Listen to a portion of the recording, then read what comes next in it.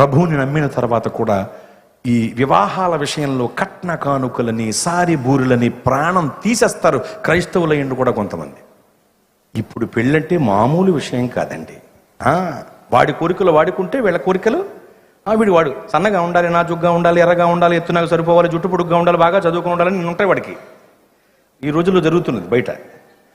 వాడి కోరికలు వాడుకుంటే తల్లిదండ్రుల కోరికలు సారి బూరి గారి పత్రాలు ఉంగరాలు పొలాలు ఇవన్నీ పెడతారు వీళ్ళు. ఎంత దారుణం అండి. మీకు తెలుసా, ధనాపేక్ష సమస్త కీడులకు మూలం. ధనాపేక్ష అన్యారాధనతో సమానం. ధనాపేక్షలో ఒక భాగం కట్న దాహం. నాకు ఒక తండ్రి తెలుసండి, చాలా మంచి తండ్రి. నేను అంటాను, ప్రతి ఆడపిల్లకు అలాంటి మనస్సు కలిగిన తండ్రి ఉండాలండి. అంత గొప్ప తండ్రి ఆయన. వాళ్ళ పాపకు సంబంధాలు చూస్తున్న రోజులవి.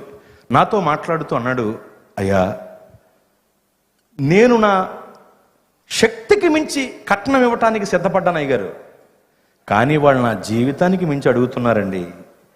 ఇందుకేనేమో ఆడపిల్లలకి అంటలేదు చాలామంది అన్నాడండి.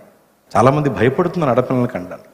నేను చెబుతున్నాను, ఈ కట్నదాహం అనేటువంటిది లేకుండా పోతే ఆడపిల్లలను అందరూ ఆనందంగా కని పెంచుకోగలుగుతారు లోకంలో.